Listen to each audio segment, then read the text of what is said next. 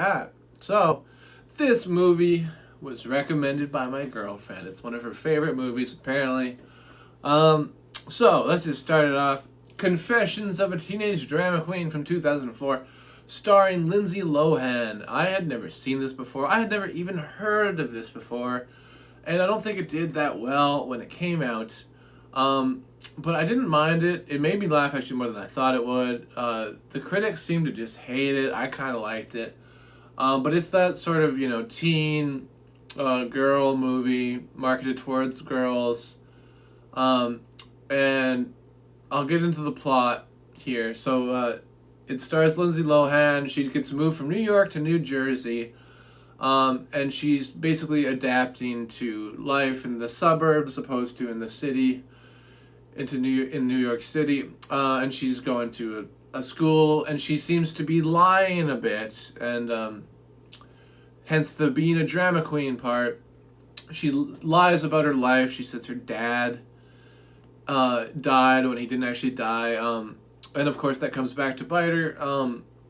But the main plot is she wants to be an actor, and she gets the lead part in the school musical, and she's competing against Megan Fox basically the whole time. Megan Fox is the pretty popular girl, and Lindsay Lohan is the also pretty but new girl, and they're like sort of fighting for everything. They're seeing like who can go to this party, who can be the lead of the play. It's a competition. That's basically the plot. It's Megan Fox and Lindsay Lohan competing in different areas. But yeah, I'm gonna grab my little notepad because I have some notes about this movie real quick.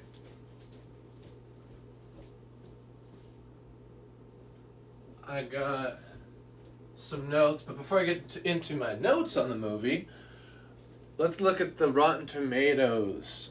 And oof, 14%. That's pretty rough. I definitely don't think it was that bad. And 35% audience score, which is better than 14 obviously, but it's still not very good for an audience score. But let's look at the critics' consensus. Confessions of a Teenage Drama Queen's superficial tendencies are unlikely to appeal to older viewers, though its colorful candor is decidedly not intended for them in the first place. So I kind of agree with that, but it's negative, and I don't agree with that it's negative because yeah, I didn't love every part of this movie, but I am not the intended audience. It's for teenage girls in 2004. Um, and I think that overall, it's there's definitely way worse movies in this genre. This was at least kind of funny. I'm surprised it has this low a score, honestly. But Rotten Tomatoes is usually, I usually disagree with it more than IMDb. But we'll get into the IMDb, which I also think is too low. I kind of like this. I'm gonna give it over 5 for sure. Um, but because that's the rules. If I really hated something, it's below 5. But I had to really not like it. Is this film of Leonardo DiCaprio? It's not. It's not Leonardo DiCaprio. It's Lindsay Lohan. And we'll get into the cast here in a sec. But yeah, it's not Leo. But yeah, Lindsay Lohan and Megan Fox are the most notable actors, probably. But there are some other notable actors.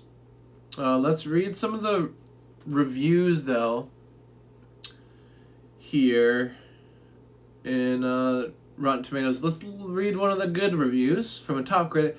Enjoyable movie about the trials of being a teen. See, that's fair. It's not terrible. Mind-numbingly juvenile is one of the rotten reviews. Was like, it's fucking for kids. It's not for you. You like 45-year-old man reviewing this. A self-absorbed sugar rush of a movie. This might please small girls, but will leave a sour taste in everyone else's mouth. I mean, I didn't hate it. I don't think it was that bad. And yes, it's sort of self-absorbed, but that's sort of the point. That's the message to think and care about more people. Don't lie. Think about people's feelings. The messages are generally good in this, I'd say. Perhaps the only thing that salvages the film for me is actress Alison Pill. I think I know who that is, and we'll get into it. Yeah, Alison Pill. She's also in the movie Scott Pilgrim vs. the World. but she plays Ella in this movie. She's best friend of Lindsay Lohan in this movie. And Carol Kane, who is in Kimmy Schmidt, but she's in lots of stuff. She's in this movie too. I thought I recognized her. I recognized the voice. It's like, who is that? Who is it? And that's who it is. Carol Kane. But yeah, let's look at the IMDb page. So it is 4.6. People are really giving this a hard time. I really don't think it's that bad. My friend is late here now. I'm going to prepare myself to sleep now. Sorry to not stay more. Hey, don't worry about that, my friend. Thanks to you and Paula for sticking around for so long. Thank you for the raid. Have a good night, Colonel. See you next time, my friend. Much love to you and Paula and to all of Brazil. Thank you. See you later. 4.6 out of 10. Yeah, that's too low. I think it should at least have 5 on here, but you know, people seem to really not like this, and I don't really get why. It's not like offensive, really. It's just like a teen movie for girls, and it's fun. I don't love it. I feel like I'm really defending this movie, but I don't love it. I just don't think it's that bad. So I'm sort of defending it, but I don't think it's amazing either. Lindsay Lohan plays the main character, Lola. Megan Fox, I've said, is her sort of nemesis in this. Adam Garcia plays Stu. Allison Pillow, we've already talked about, plays Ella. Carol Kane plays Miss Begoli. Let's see if there's any other... No, I don't know anybody else, but anybody else really. Those are the most notable names that I find.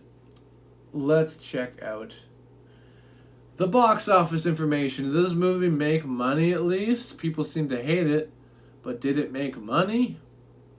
Budget, $15 million.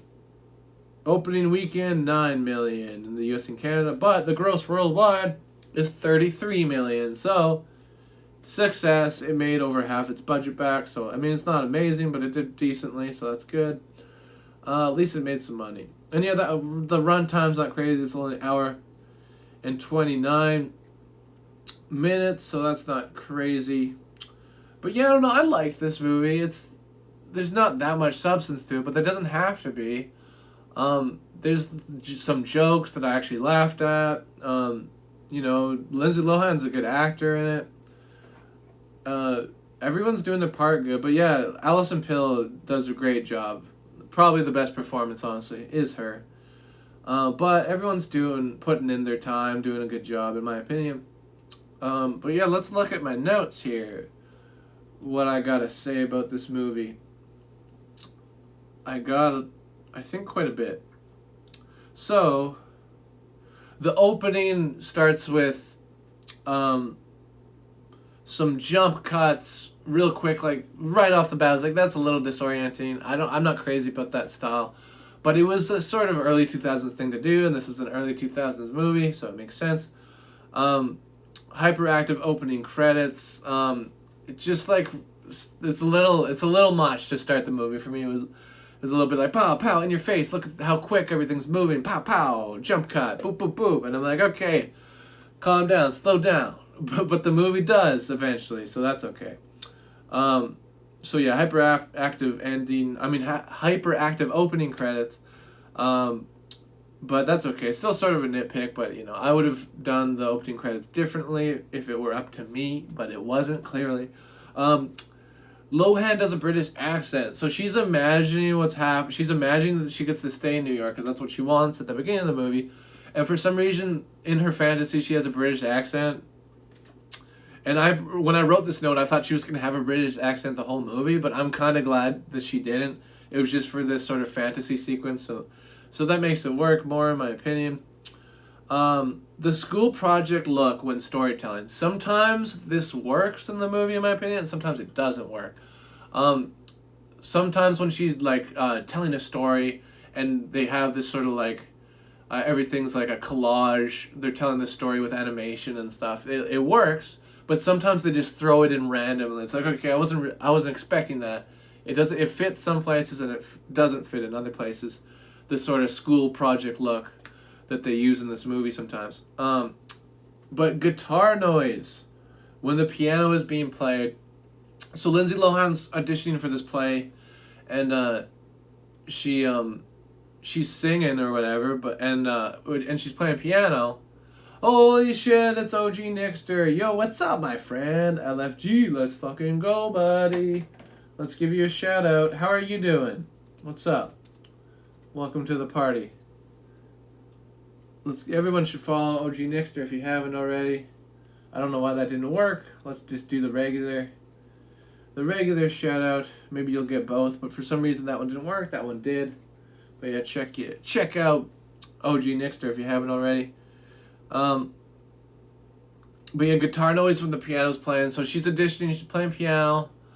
And there's a point where it's like, I don't like it when they do this in movies where they put in other instruments but you don't see them in the movie. And it's like, I get that you have to sometimes. But it's like, they show her playing the piano and then you hear like this guitar. It would have been cool to like pan over to someone playing the guitar for that bit. I think that would have made that scene work more. But yeah, the guitar noise when playing piano is a little weird. I've been well, doctor, just living the daily routine life. You know the vibes. How are you doing so far? How are things going so far? Really well. This is the last hour of the stream. I'm just reviewing the movie Confessions of a Teenage Drama Queen starring Lindsay Lohan. But it's going well. We played some guitar. I had some of my band playing with me. It was really fun. And I did some rap music, some freestyles, and some written tracks. It was a good time. That's good to hear that you're doing well. Doctor, I'm soon to be a DJ. Hey, that sounds dope to me, man. I look forward to hearing it. Are you going to stream it when you do it? But anyway, guitar noise when the piano is being played is just a little weird. I already talked about that, so that's enough on that note. Early 2000s sped up scene. So this was a theme and a trope, sort of, in early 2000s movies. They'll have like the chase scene or the race scene or just a random scene that just gets sped up. They do that quite a lot in this. And I don't hate it. It was just sort of like a noteworthy fact. It's like that's a very early 2000s thing to do. You hugged me in an extremely sensual and passionate manner. Could be. Hey, I hope so. I hope to see you DJing on Twitch eventually. That's awesome, man. Oh, by the way, I should mention, if anyone wants to review this movie with me, please pop into the Discord. If you've seen this and you want to talk about it with me, pop into the Discord, tell me, I'll bring you up on audio, and we'll talk about it together. Also, the next movie I'm reviewing, and the last movie, will be Club Dread from the Broken Lizard comedy troupe. So if you've watched that movie and you want to review it with me, also, you could come into the Discord, and just consider joining the Discord if you haven't. There's lots of fun stuff. You can promote yourself in it and all that jazz. You can promote yourself, and you can find out what movies I'm reviewing before I review them so you can get in on them. But anyways, let's keep on going with the review. Why doesn't she tell the teacher to keep the play set in the olden times? So, I forget what play this is, but it's a play set in the olden times, and Megan Fox is in the locker room on one side, Lindsay Lohan's on the other side, and Lindsay Lohan hears Megan Fox talking about, well, I'm probably going to get the part. I got the teacher, Mrs. Bagoli, to change the play so it's no longer set in the olden times and makes it contemporary. And Lindsay Lohan shows that she does not want this. She wants the classic to be a classic. But then she doesn't try to convince them to change it. So my note is just basically, wouldn't she try to convince them to change it if she really cares that much? Because they just end up going with that idea anyway, that it's set in current day times. In this story, it's 2004, but the play actually takes place in the 1800s, I think they said. Again, I forget what the play is, and I forget the exact time period. But the point is that Lindsay Lohan wanted the play to be set in old times, and she doesn't express that to the teacher, and I think she should. I guess the point is that Megan Fox makes the teacher think that it's her idea, so she doesn't want to maybe mess with her thinking that or something. But anyway, I digress. I still think that she should have tried to convince the teacher to keep the play as is. Anyway, this part makes no sense to me. This is the one, maybe this bugged me the most, and it's a nitpick, so it's kind of silly. But Megan wins a round when Lindsay wins a round at DDR. So they're playing DDR. Megan Fox and Lindsay Lohan playing DDR against each other. Or a DDR type game, but it's obviously supposed to be kind of like DDR. Megan Fox wins the first round. But then they do another round and Lindsay Lohan wins. But then they act like Lindsay Lohan just won the whole thing. But it makes no sense. There would have been a third round. They each won one. They each have a point. It's tied. Lindsay Lohan didn't win. They tied. It makes no sense. Love interest could have been out of that room a little quicker. So there's the male love interest. Honestly, they don't really give him much of a characteristic other than he's cute and he likes Lindsay, but you don't really need that much more, honestly. And he's trying to steal this dress for Lindsay Lohan to take to the party. He's stealing the dress, or borrowing it. They're going to bring it back, obviously, but still, they're borrowing the dress from the drama department and bringing it out into New York City to this party. There's the part where they're in there. He's trying to get the dress out, and he's like sneaking around, hiding behind the clothes and stuff, while Mrs. Begolia's in there. And there's just could have been easily shown him getting out there quicker, but he's like standing there longer than he needs to. He's like looking at Lindsay Lohan's like, oh look, I'm right behind her. Oh look how close it is. But if this was real, he would have just been like, okay, I'm getting out of here. The first chance you get out of there so you don't get caught. So that doesn't make sense to me, other than for the point of the movie, that them just showing it, being like, oh look how close it is. Oh. But it's stupid. They should have had him get out of there quicker. Or at least make it seem like it made more sense for him to be there longer, which they could have done too. Anyways, I like the soundtrack. It's very, again, early 2000s, like pop punk, some just pop, all like girl vocals, and it works for the movie, honestly. It takes me back to that time, sort of, and it's not an amazing soundtrack, but it works for the movie, in my opinion. And I like some of the songs more than others, but still, not so bad. They should let Stu order a burger. So Stu is part of this band, Sid Arthur, that is playing their last show. Lindsay Lohan's their biggest fan, and she ends up meeting him, and he's really drunk, and they take him to a diner, and they should be feeding him something, but they don't. He's like, I want a burger, and she's like, no, just coffee for him. No burger for him. It's like, let him fucking eat. Let him eat the burger. When you're drunk, eating a burger is so great. Let him have a burger and onion rings. Why are you denying him this? It's ridiculous. Going to jail, or at least going to the police station for throwing a donut seems dumb because, he's drunk. He doesn't mean to hit the cop. He just throws it because he doesn't want the donut. He wants a burger and onion rings, and he's drunk, reckless, rock star, whatever. But he throws a donut at a cop by accident, and they get taken into the police station, which I think is a little silly. I think they could have just talked it out and have not resorted to this. I think they could have avoided it, is what I'm saying. But yeah, Lindsay calls Stu a drunk. And I get it to a certain extent because he's drunk right now. But, you don't know him. This is your first time meeting him. He could just be drunk this time. Of course, he turns out to actually be an alcoholic. But you don't know that. You can't just judge someone right away. Be like, you drunk, bitch. It's not fair to Stu. But, of course, that's the point of the movie, though, is that she helps get him clean.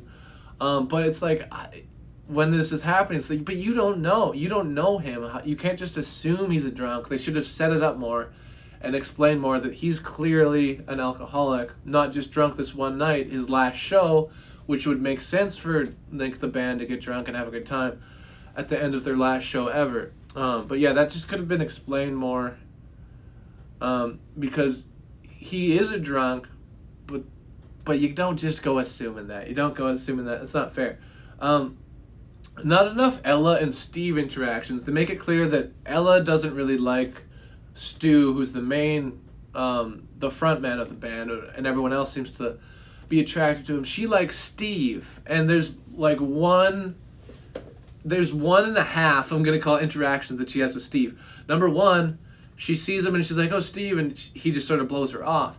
And then later she sees him and he's like she's trying to talk to him, and she goes off to go talk to him, but we don't see what happens there. I would have just liked a little more Ella and Steve, just to see what happened. Like, even if it's him being a dick, like I want to see what the reaction would have been there. Because we get to see Lindsay Lohan all with her crush, we don't get to see Ella and her crush. So I don't think that's fair. I know that Lindsay's the main character, but still, Ella's our supporting girl, and we care about her. Amazing high school musical production. So this musical, I've been in musicals in high school, and we did not have close to the budget they had for this shit. I get that it's a movie, but they could have at least made it sort of realistic. They have these dance numbers, they have break dancers, things falling from strings, huge set pieces, things moving around. It's insane. No high school musical production is this good. But it's absolutely amazing, to be fair. For a high school musical production. For a movie, it's fine. It's fine for this movie. Turn down that rap music is said at a party, at the end party scene. Megan Fox is holding a party, and you just hear a sound bite in the background going, "Turn down that rap music." That just made me chuckle, kind of. And yeah, this is sort of the point, because everyone thinks Lindsay Lohan's lying because she lied about her father not being alive, because he is alive and she said he's dead. So everyone assumes she's lying about going to this party when she's actually telling the truth, but this is the end. And yes, at this point, it's very predictable. You know where it's going. Stu's going to come over, show everyone, hey, look, she wasn't lying. But then, just to add insult to injury, Megan Fox falls into a fountain. It's just ridiculous. It's like, of course, she has to fall into a fountain. Like, come on. That's so silly. It seems a little unnecessary. But oh well. Lindsay and Stu relationship is a little weird, because this is like, I don't know, how old he's supposed to be, like 25, 30, something like that, in this rock band. And to be fair, they do establish that Lindsay Lohan is actually dating a kid her age, so that's better, but still, they do the slow dance, they're flirting, it feels a little weird, but, you know, it's a Disney movie, so maybe you can forgive it. They're not trying to make it, you know, seem inappropriate, but it just seems a little weird, this older guy dancing with Lindsay Lohan, slow dancing. Is her career launched? At the end, Lindsay Lohan's like, my career is launched now because I was in a high school musical. And I guess maybe because she met this guy from a band, but like it's not really established. Like, how is her career launched? Is she going on tour? Is she getting acting jobs? No. How is your career launched? And the ending just dragged a little. It could have been wrapped up a little more. Is my main note for the movie, for the ending, I mean. But yeah, that's it for my review. Overall, this movie's not bad, but it's not great, of course. Definitely not Lindsay Lohan's finest work. That would probably be Mean Girls. But I did kind of like it. It was kind of fun. I laughed more than I thought it would. There's a few jokes that I was like, that's kind of funny, you know? And that's always nice. And again, I'm not the target audience, so maybe I'm not being that harsh on it. So let's give it shit. Like, that age gap is why I appreciate in Bill and Ted 3, their daughters are in their 20s and not teens. Yeah, exactly. And it makes more sense for the movie, too. But yeah, it feels a little weird with Lindsay Lohan. She's like supposed to be 16 or whatever. And she's dancing. Even though he's not the love interest, it's very flirtatious. And he almost could have been the love interest at one point. And it just feels a little weird, yeah. But let's give this movie a rating. I'm going to give this 6. I think 6 is fair. This movie got hated on a little hard. I don't think this movie is amazing. I think it's okay. That's an okay rating for me. Confessions of a Teenage Drag... I almost said drag queen by accident. Confessions of a Teenage Drama Queen. That would be a different movie. 6 out of 10 Dougs.